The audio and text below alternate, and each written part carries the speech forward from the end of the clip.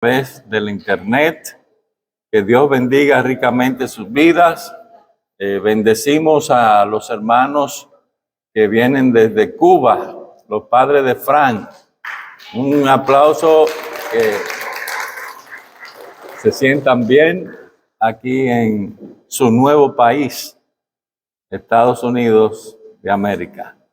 Bendiciones para ustedes. Hermanos, hemos leído la palabra del Señor en esta mañana en el libro de Primera de Reyes, en el capítulo 18.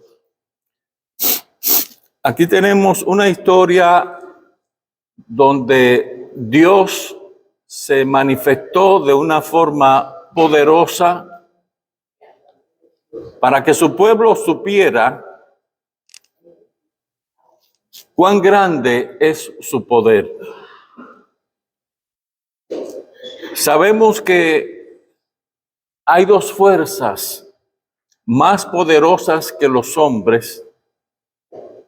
En primer lugar está la fuerza de Dios, que es el Dios omnipotente. Eso quiere decir que todo lo puede.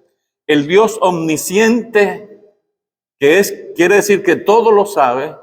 Y el Dios omnipresente, que puede estar en todas partes a la vez. ¿Qué Dios como nuestro Dios? ¿Cuánto alaban al Señor?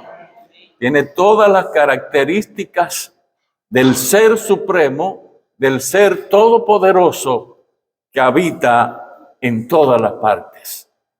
Hay otro ser que es inferior, muy inferior a Dios, pero que se llama el príncipe de la potestad de los aires, y ese es Satanás. Pero Satanás no es omnisciente, no es omnipresente, y no tiene ninguna de las características que tiene Dios. Por eso sabemos que cuando Dios entra a un hogar, cuando Dios entra a una nación, el enemigo tiene que salir. ¿Cuánto alaban al Señor? En esta historia vemos un rey. Dice la palabra de Dios que el rey Acab hizo lo malo delante de Dios. Hizo lo malo igual que su padre Omri. Y la palabra dice que este hombre llegó a tal punto de que se rodeó de 400 profetas de Baal y de 450 profetas de Baal y de 400 profetas de Acera. O sea que era otra imagen que adoraban ellos, a los cuales se les sacrificaba ídolos, pero también se les sacrificaban personas, niños. Se les sacrificaban a esos dioses con letra minúscula. Y dice la palabra de Dios que él comenzó a perseguir a los hijos de Dios, a los profetas. Pero había uno, siempre hay una persona que ayuda a los hijos de Dios, que escondió 100 profetas en cavernas. Ese se llamaba Abdías, porque Abdías era ayudante del rey. Para que ustedes vean, un rey tan miserable, tan malo, tenía un siervo que él no sabía era hijo de Dios. Y este siervo pudo defender a los profetas. Pero este rey persiguió a Elías, dice la Biblia, pero nunca lo encontró en 3 años y medio. La palabra dice que Elías anduvo en diferentes sitios y en una ocasión Elías le pidió a Dios que no llueva más para que este rey y el pueblo vean quién eres tú. Dice la palabra que se paró la lluvia. Y cuando se paró la lluvia, los ríos comenzaron a secarse y solamente quedó un solo río pequeño. Dice la palabra de Dios que Dios le dijo a Elías, vete a ese río, que ahí yo te sostendré. Y en ese río, dice la palabra de Dios, que Elías tomaba agua y Dios le mandaba comida a través de unos cuervos. Pero el río comenzó a secarse y se secó. A veces nosotros tenemos todas las cosas que aparentemente nos están saliendo bien. A pesar de las persecuciones del enemigo, muchas veces pues todo nos sale bien. Pero puede llegar el momento en que esas bondades comiencen a desaparecer. Y entonces si no estamos agarrados del Dios verdadero, vamos a caer estrepitosamente en la depresión, en la decepción, en la pobreza. Nadie está seguro de lo que tiene. Elías tampoco. Dice la palabra de Dios, que el Señor le dijo a Elías, vete a Sarepta. La viuda de Sarepta te va a mantener. Y cualquiera piensa, bueno, esta mujer a lo mejor era una persona rica, con muchas cosas. Si Dios me está mandando allí para que esta viuda me mantenga, wow, esa viuda debe ser rica, a lo mejor pensó Elías.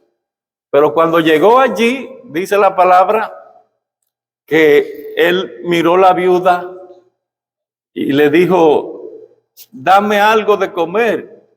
Y la viuda le dijo, bueno, yo estoy recogiendo unas leñas para hacer el último bocado que yo tengo y echarme a morir con mis hijos.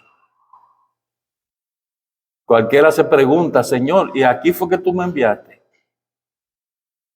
A veces pasan cosas en la vida del cristiano que Dios las tiene calculadas, pero que uno no sabe por qué suceden de esa manera.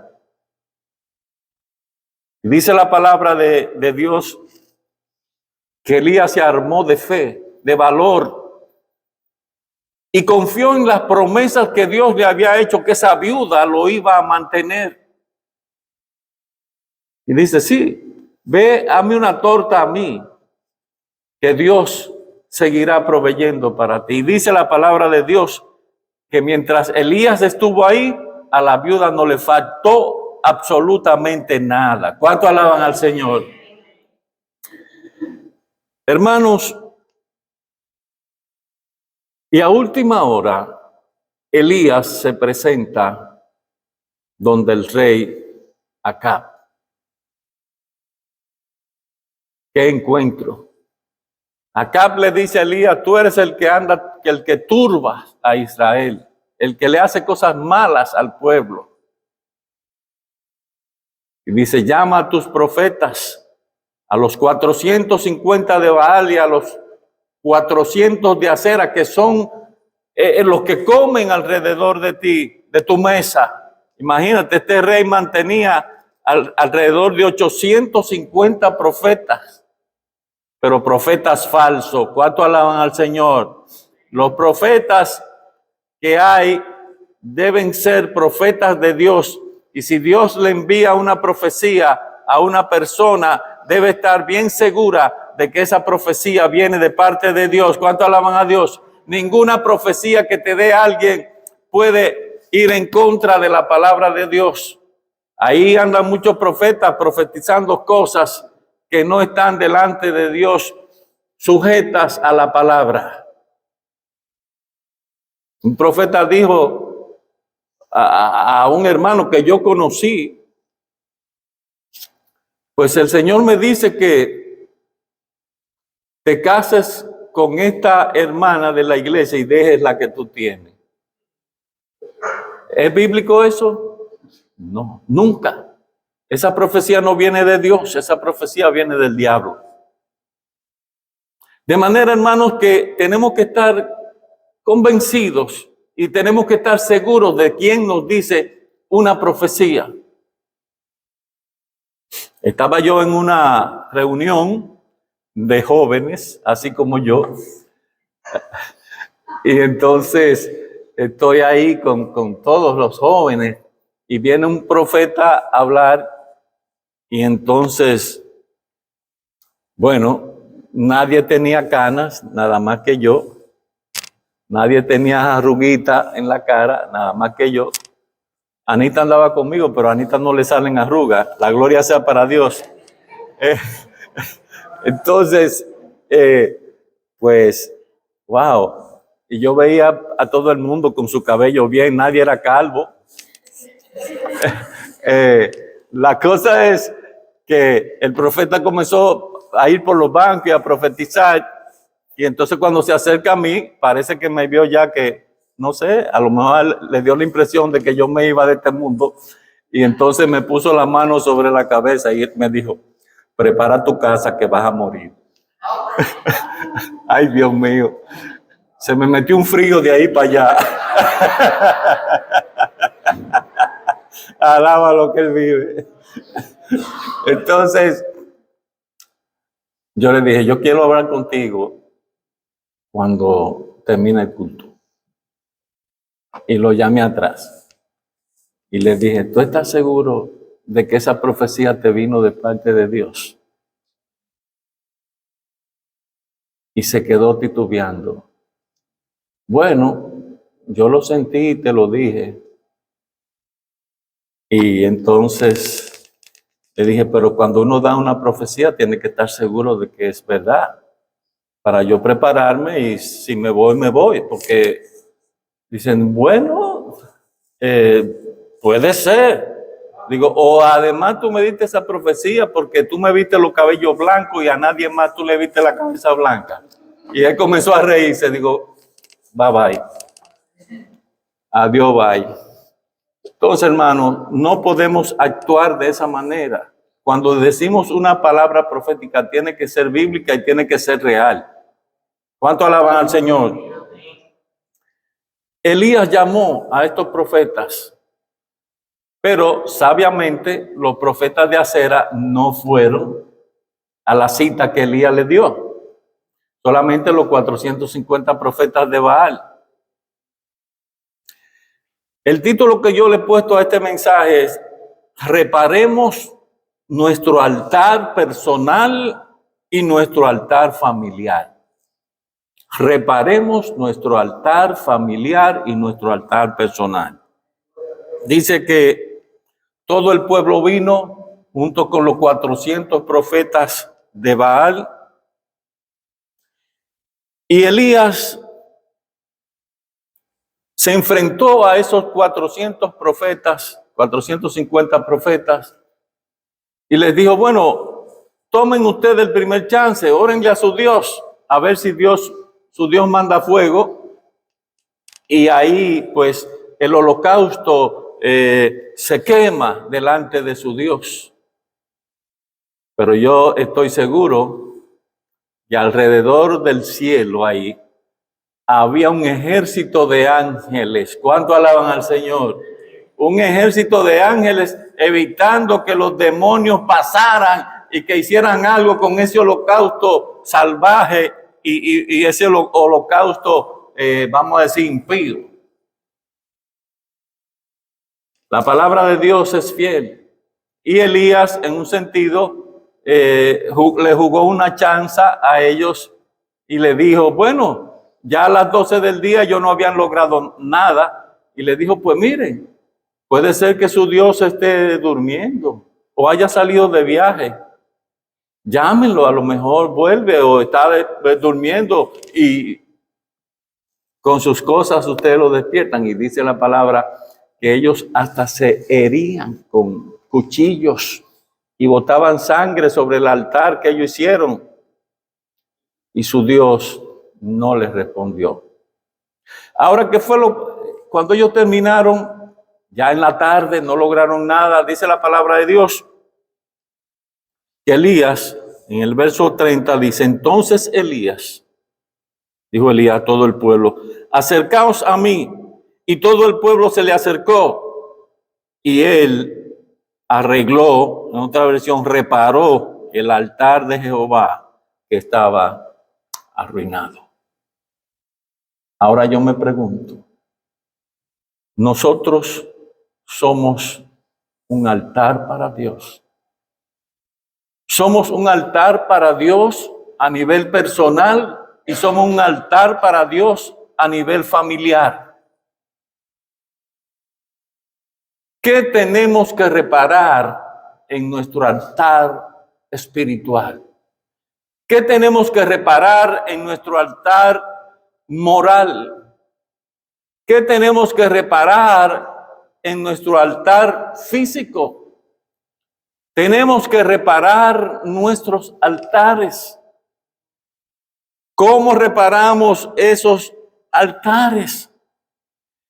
Esos altares los reparamos dejando que la presencia de Dios entre a nuestras vidas de una manera poderosa a través de la palabra de Dios, a través de la oración, a través del ayuno, a través de todas las cosas espirituales que nos van a llevar a un crecimiento y nos van a dar la victoria sobre Satanás, sobre el mundo y sobre la carne. ¿Cuánto alaban al Señor?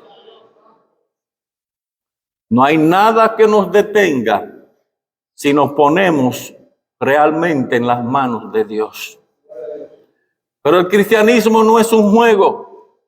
Hay gente que coge el cristianismo, agarra para complacer a los mexicanos, agarra el cristianismo como algo liviano. No es algo liviano. Es lo que debemos tener en primer lugar. ¿Por qué? Porque el cristianismo nos da un destino eterno. Las cosas materiales se quedan aquí.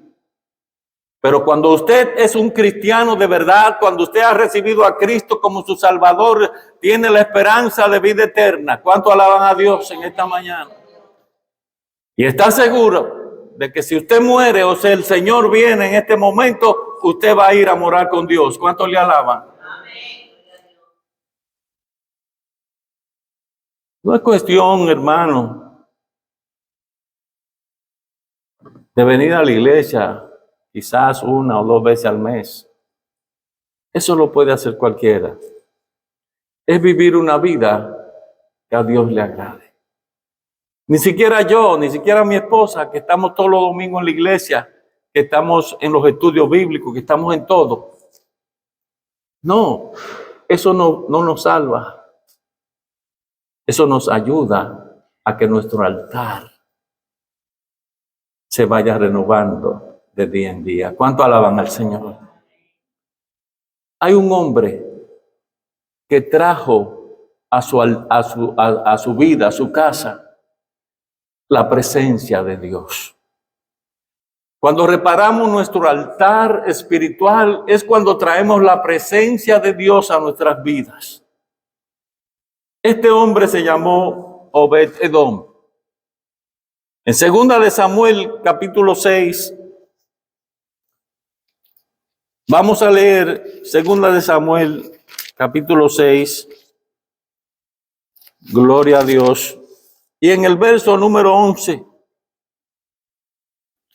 dice, para honra y gloria de Dios, y estuvo el arca de Jehová en casa de Obed-Edom, geteo, 3 meses. Y oigan bien ahora lo que dice, y bendijo Jehová a Obed-Edom y a toda su casa. El arca de Dios estaba en otro sitio y el rey David la fue a recuperar y traía el arca a su casa, a la Israel. Pero dice la palabra de Dios que el arca se iba cayendo y alguien le metió la mano para aguantarla. Aparentemente eso era algo bueno, que el arca no cayera al suelo. Pero hay cosas que nosotros no debemos tocar. Ese hombre murió. Cualquiera dice, wow, hay cosas que están reservadas para algunas personas. No podemos tocar lo que no nos pertenece y no podemos tocar lo sagrado. Hay cosas que nosotros debemos mirar bien cuando la vamos a hacer, porque puede ser no de bendición, sino de maldición. Sin embargo, Obed-Edom era parte de los levitas y por eso David dijo, en vez de yo llevar esta arca a Jerusalén, pues la vamos a llevar a la casa de Obed-Edom y la vamos a dejar ahí hasta que la ira de Dios se aplaque. Dice la palabra que Obed-Edom fue bendecido con toda su casa. ¿Cuántos quieren ser bendecidos con toda su casa? Levante su mano. Gloria a Dios, qué bueno. Para ser bendecidos con toda su casa, debe dejar que la bendición de Dios entre a su hogar de una manera poderosa. Porque si la presencia de Dios no entra a su hogar, ¿quién va a entrar? Va a entrar el diablo. Y lo tengo que decir así. O entra Dios o entra Satanás. Porque uno de los dos va a estar en su casa.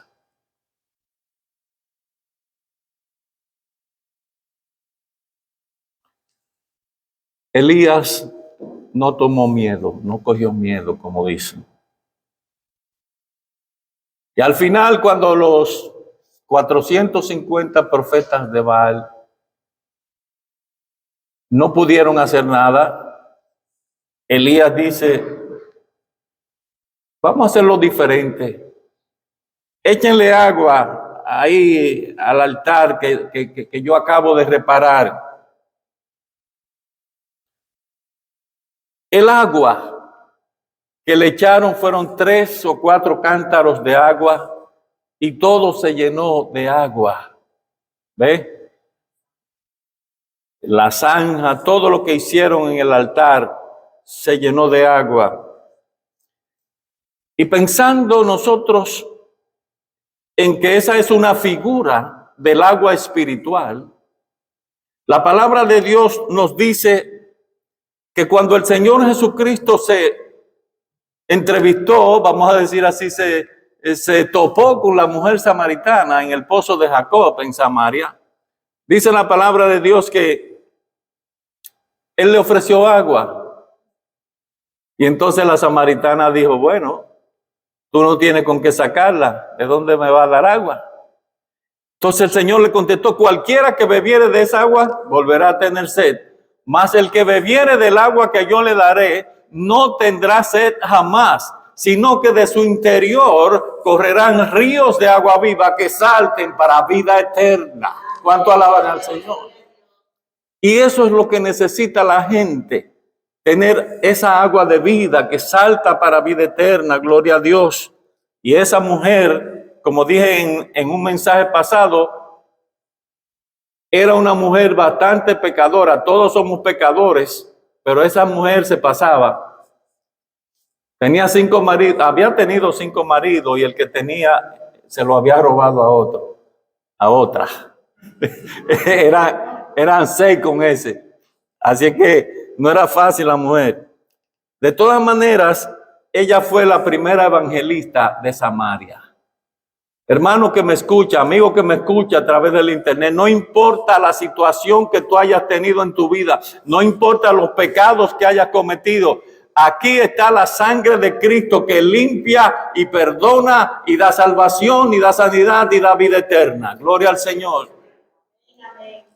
Confía en Dios, Él te puede ayudar. ¿Cuánto alaban al Señor?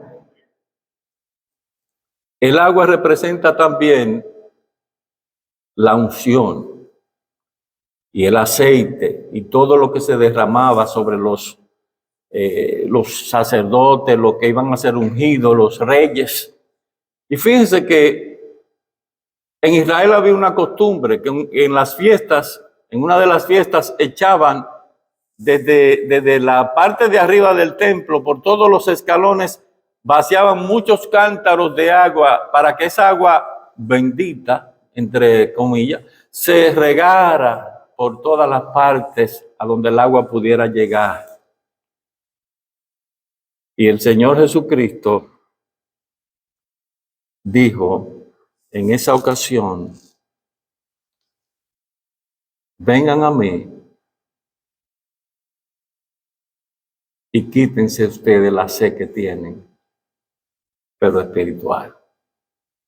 Así es que anda mucha gente con fe, pero hay otros que andan sin fe. Y para poder lograr ser revestido de esa agua de vida, hay que creer en Cristo como el único y suficiente Salvador. Solo Él derramó en la cruz del Calvario su sangre poderosa, su sangre carmesí, esa sangre gloriosa, porque dice la palabra de Dios que sin derramamiento de sangre no se hace remisión de pecado. Dios podía decir desde el cielo: miren mi hijo, mírenlo aquí en la nube, crean en él y serán salvos. No podía hacerlo, porque el primero que cubrió a Adán y a Eva con las pieles del cordero que él sacrificó fue Dios. Y entonces, sin derramamiento de sangre no se hace remisión de pecado. Así es que, hermanos, el Señor Jesucristo representa la única vía de salvación, es la única vía de salvación. Yo repito ese verso que dice en Juan 14:6, dice el Señor: yo soy el camino, la verdad y la vida, y nadie viene al Padre si no es por mí. Hay gente que buscan al Señor por diferentes vías, pero así no lo van a encontrar. Aquí venía un señor, no les voy a decir de qué país era, pero él decía que él no solo buscaba las cosas de la iglesia donde se alababa a Dios, también él hacía otras cosas para alabar otros espíritus. Y le dijimos que eso estaba mal, que si él iba a buscar de Dios era de Dios, porque no podía adorar a Dios y adorar a los demonios.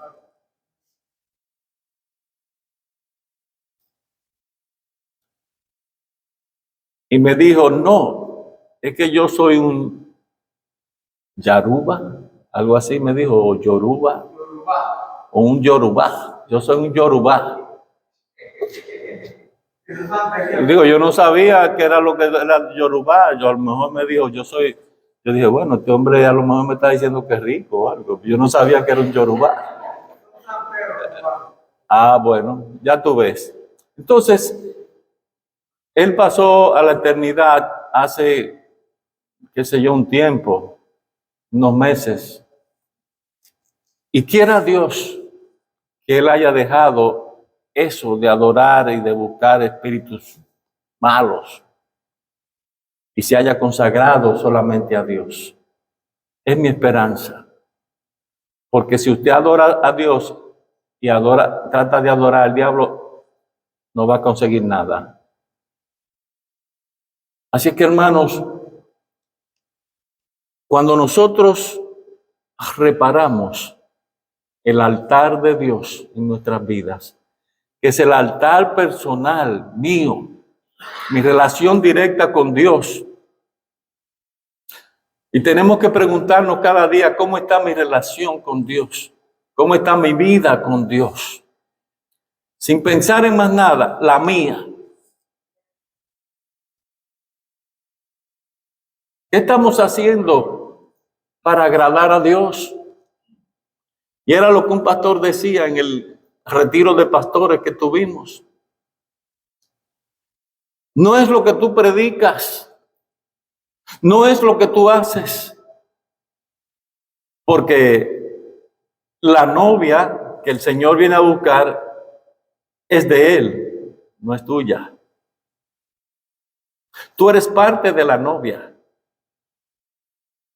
Y tú tienes que vivir agradándole a Dios, no como pastor, no como líder, sino como parte de la novia que el Señor va a recoger cuando venga un día a buscar a su pueblo. ¿Cuánto alaban al Señor? Hermanos, cuando queremos reparar el altar familiar, nadie puede pensar que va a reparar el altar familiar sin llenar los requisitos que tiene que llenar. Cuando era estudiante, teníamos materias que eran prerequisitos para tomar otras materias. Yo estudié, aparte de lo que estudié, teología, pero también estudié otra carrera de administración. Y tenía que comenzar por matemática 1 para poder tomar la matemática 2. Y la matemática 2 para poder tomar el cálculo 1. Y el cálculo 1 para poder tomar estadística. Y así cada materia tenía prerequisitos. También la vida cristiana tiene prerequisitos. ¿Cuánto alaban a Dios? Usted no puede llegar a ser, vamos a decir, en los deportes, un pelotero bueno si no comienza a practicar con un entrenador. Entonces, hermanos, nosotros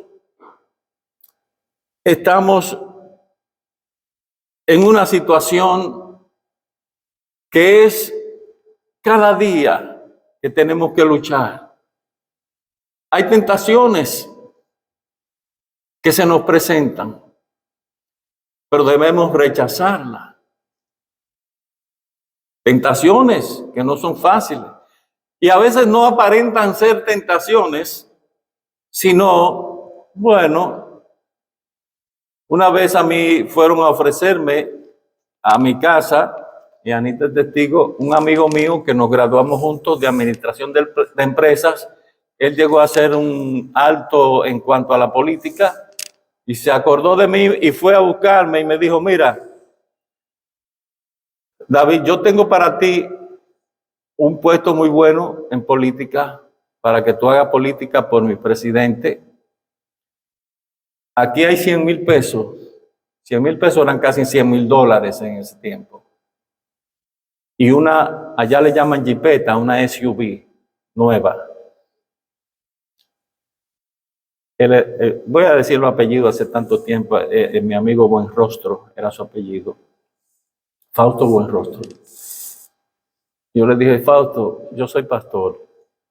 Cuando yo predico, ahí en el púlpito yo tengo sentados reformistas, PRDistas, comunistas, gente de diferentes, vamos a decir, ideologías políticas.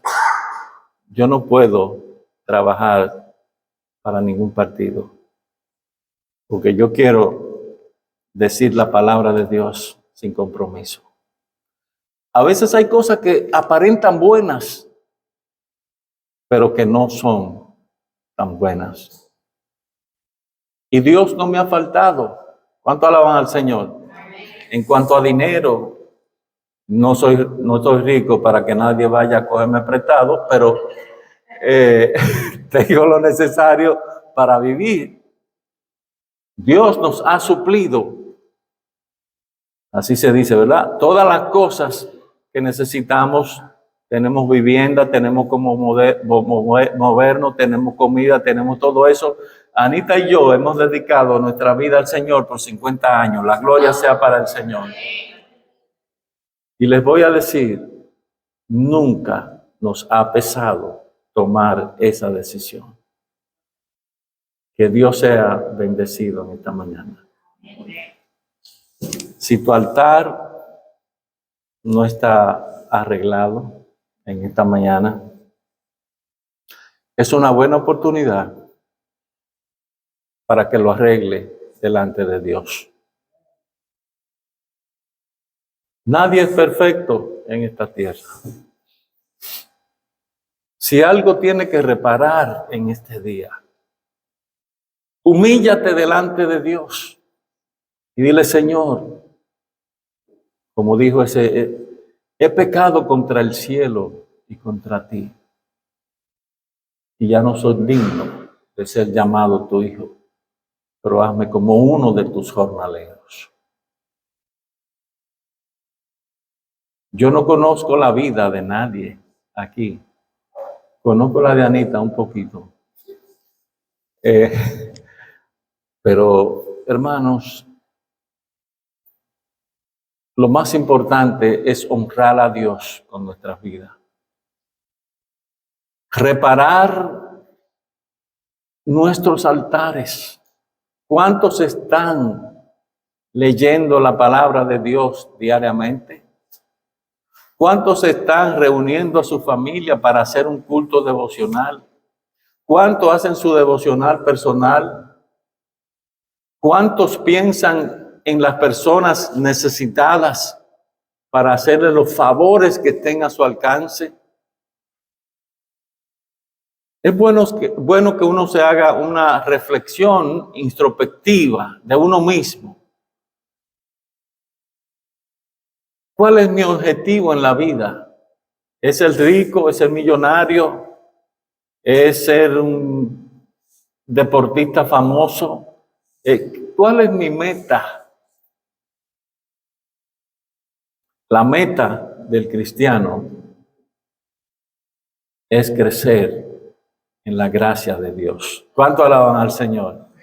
Si alguien quiere pasar en esta mañana a poner su altar en las manos de Dios, y si alguien quiere recibir a Cristo como su Salvador, esta es una buena oportunidad para hacerlo. La palabra de Dios dice: hoy es el día aceptable, hoy es el día de salvación.